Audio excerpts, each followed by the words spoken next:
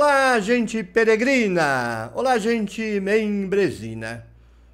Vou recomeçar a gravar essa peregrinal porque no meio eu tinha certeza que eu já tinha lido, já tinha gravado isso. Olhei de novo todos os 16 peregrinais, gastei um tempo e não. Então, não sei, talvez eu tenha gravado e perdi o vídeo, que às vezes acontece isso, né? Mas que com certeza eu já tinha lido isso, já tinha lido. Em todo caso, vamos compartilhar um café. Eu estou de pé desde as 4 da manhã com uma insônia. Fiz toda a atividade da tenda, já fiz café. Bel está ainda no dia em que gravo o vídeo de tipóia. Já recolhi o lixo da casa, já desci, já tomei um banho. E são agora 8 e alguma coisa e eu vou então recomeçar a gravar essa peregrinal. Mas antes, permitam-me 1 minuto ou 2 convidando-os para o evento do ano, talvez o evento mais importante desse 2025, com certeza do primeiro semestre, que é o aniversário de 3 anos da Tenda do Necromante. Dia 1º de fevereiro, sábado, 19 horas, horário de Brasília. O canal foi aberto em 2022, 1º de fevereiro. 2025, nós completamos 3 anos e começamos, então, a carreira para alcançar o 4º ano. Eu estou desafiando a comunidade a que a gente consiga colocar na live do dia 1º de fevereiro 3.000 peregrinos online ao mesmo tempo. Vou repetir, 3.000 peregrinos. É um número desafiador, muito desafiador. Tem canal que em live normal bota isso aí, 2.000, 3.000 nunca vi, mas são canais com 500, 1 milhão de inscritos. O meu canal é pequeno, é um canal pequenininho, tem 60 mil inscritos, o que significa que eu estou convidando 5% para estar presente. É muita coisa. Mas vocês me surpreenderam favoravelmente na live de 1000 dias. Eu convoquei para estarmos 1000 presentes e em 20 minutos tínhamos 1.250. Se eu não tivesse derrubado a live, teríamos batido 2.000. Então eu acredito na comunidade. Tudo vai depender da vontade de vocês, do desejo de vocês compartilharem esse aniversário comigo. Vocês precisam entrar na live e esperar até que a gente alcance os 3.000 inscritos. Enquanto isso, eu vou lendo os comentários, vou respondendo as questões, vou agradecendo as contribuições e por aí vai. Então, 1º de fevereiro, sábado, 19 horas, horário de Brasília, live de comemoração dos 3 anos da Tenda do Necromante, 3.000 peregrinos online.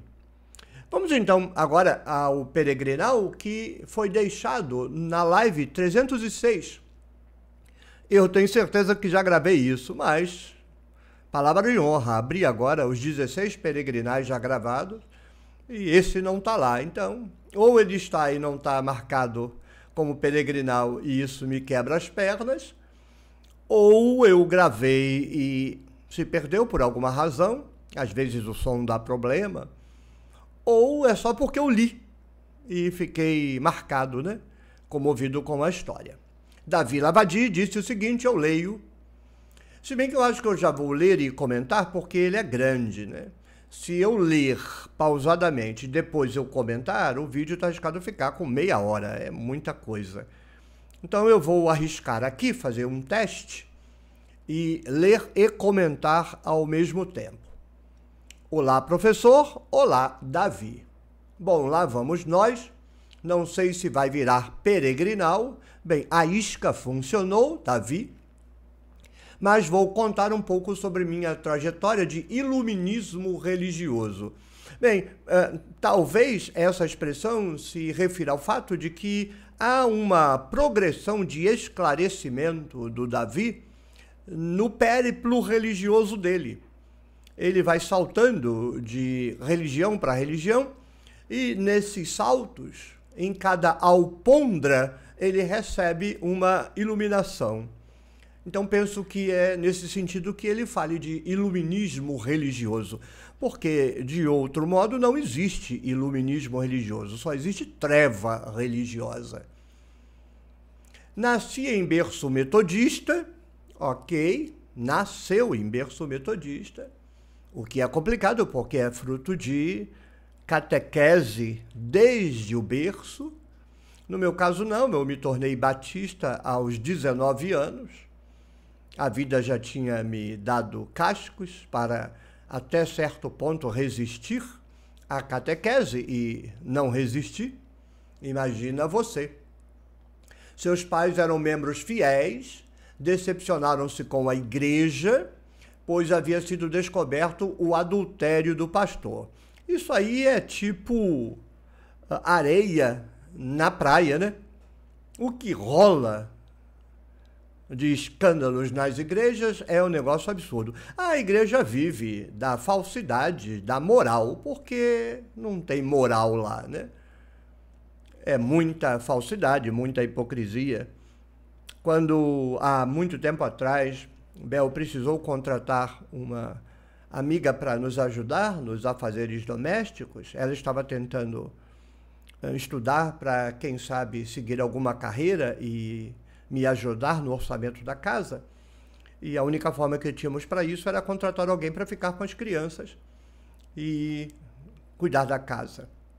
Não durou muito tempo, mas essa amiga pertencia a uma igreja da Assembleia de Deus.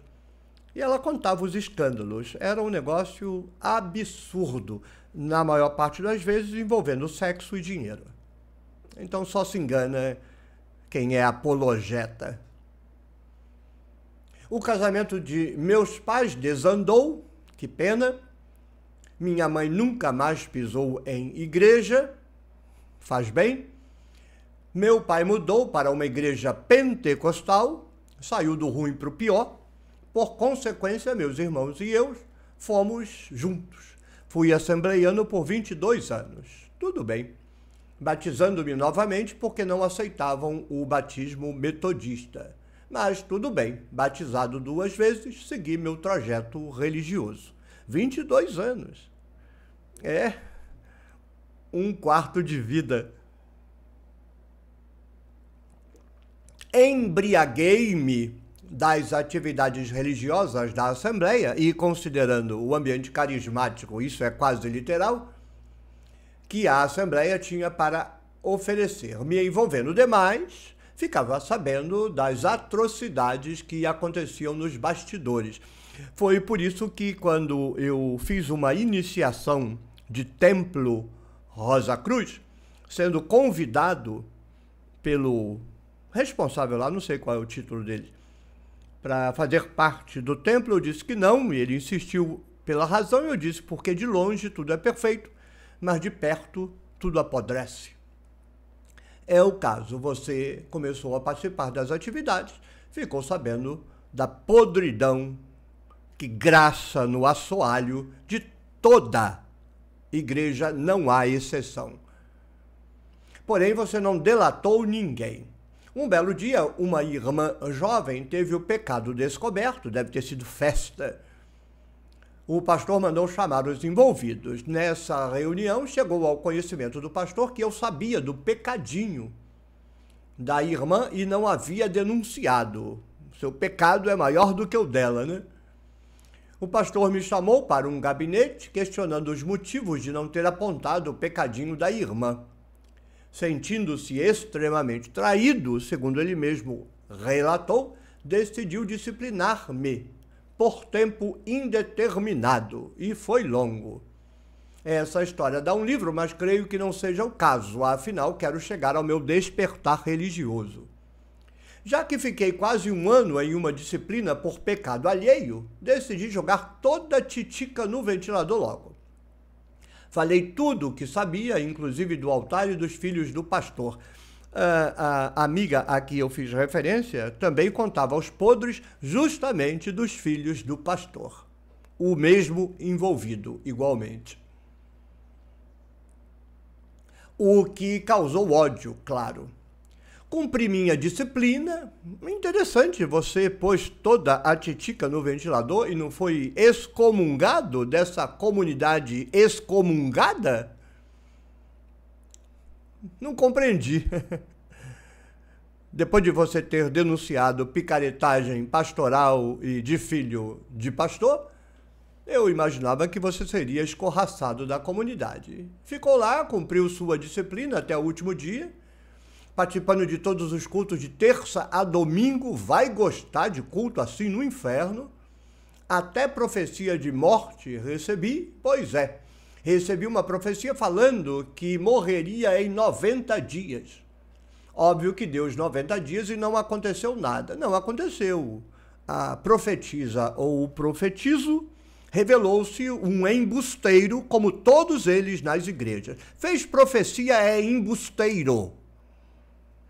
Pode ser um esquizofrênico em surto ou é um picareta profissional enganotário. Não aconteceu nada, mas você começou a se questionar. Que evangelho é esse? É o que há, Davi. O evangelho que existe é esse. O bonitinho é para vitrine, só para pescar lambari, para depois ser comido pelas piranhas do aquário. Então, você começou a questionar, e como é que os adoradores do amor conseguiam odiar tanto? É porque não existe amor nenhum ali. É só conversa fiada da boca para fora. E como que o pobre sofre e é disciplinado, enquanto o rico faz o que quer. É a mesma história do Novo Testamento, que essa pastorada cínica, hipócrita, despudorada, prega, mas não esfrega na própria cara, né? É só dar dízimo e tá tudo certo. É um bom argumento, né? Por que que o pastor vai brigar com o rico se ele come do dinheiro do rico, né? Agora, o pobre, se deixar de dar dízimo, for excomungado, é R$100 de dízimo, olhe lá, o pastor está se lixando. Então, mas aquele dízimo lá de 2.000, aquele pode tudo. Lembra um pouco as indulgências, né? Muito bem, ainda, você diz que ainda justificavam, vocês justificavam, ou eles, o seu sofrimento, eles, né, falando que era para sua salvação, por amor da sua alma, etc. No dia 25 de dezembro, depois de meses no banco sem participar dos ritos, como Santa Ceia, e sendo retirado de todas as atividades ecumênicas de culto, nota, você demorou a sair desse antro de picaretas, hein? O pastor decide me tirar da disciplina. Participei da minha primeira ceia em janeiro do ano seguinte e pedi a bênção para o pastor para me desligar da membresia da igreja. Talvez você quisesse sair só de bem, né? Desliguei-me, fui para uma igreja apostólica, metodista, assembleiano, agora apostólico, fiquei aí meses e teve escândalo de adultério dos líderes, vai ter em todas. Saí dessa igreja também, depois de tudo, de não achar mais propósito no cristianismo, mudei de religião. Fui para o candomblé. Mudou, 180 graus. No candomblé passei por todos os ritos, todos os ebós, ebós de Odu, ebós de Nascimento, Bori. Minha passagem pelo candomblé foi mais tranquila, já estava me desvinculando dos princípios cristãos de pecado, adultério e tormentos, inferno e céu, etc. Bem, eu não alivio, eu não relativizo o adultério, não. Eu acho o adultério uma coisa feia. É uma traição à pessoa, né? Você está com uma pessoa se enrabicha por um rabo de saia ou uma perna de calça, abre o jogo com o parceiro, com a parceira. Olha só, estou gostando mais de um rabo de saia ali do que de você, estou indo embora. Mas geralmente o sujeito quer ficar com o cônjuge e quer as aventuras. Então era melhor não casar. Vira um pegador, cada final de semana cada final de semana um. Então, para mim, o problema não é o sexo. É irrelevante, o sexo é irrelevante. O problema é a traição, olho no olho com a outra pessoa e mentir para ela todo dia de manhã e todo dia de noite. Esse é o problema. Então, eu tenho no adultério um pecado, não, porque para mim não é uma questão religiosa. Uma falha grave, muito grave, de um dos dois companheiros. Não passo a mão por cima, não. Não alivio, não. Muito bem. No candomblé você passou por todos os ritos, etc. E aí se desvinculou dos princípios cristãos. Esquisito, me desvinculei do adultério, acho isso aí esquisito, não sei se caiu bem. E foi o candomblé que me ajudou a desconstruir a ideia de demônio e inferno, exatamente, lá não tem nada disso, e todas essas atrocidades que visam manipular. Foi no candomblé que desconstruí preconceitos, resolvi temores e medos do pós-morte. Depois de uma longa jornada no candomblé, despertei para a necessidade interna que tinha em possuir respostas e achar motivo de adoração em alguma coisa que respondesse minhas orações ou rezas. Conheci Antônio Miranda, me esclareceu algumas coisas.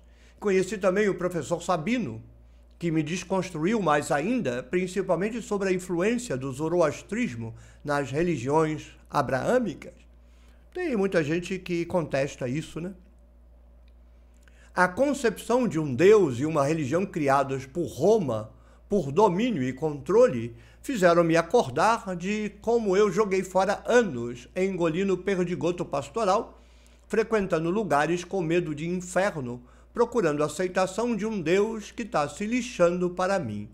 Bem, eu não endosso essa declaração de uma religião criada por Roma. Não sei exatamente o que você quis dizer com isso, mas este canal é tudo menos flaviano. Mas Roma tem um papel relevante a partir do século IV, quando aí sim Roma começa a controlar os destinos do cristianismo. Antes, não.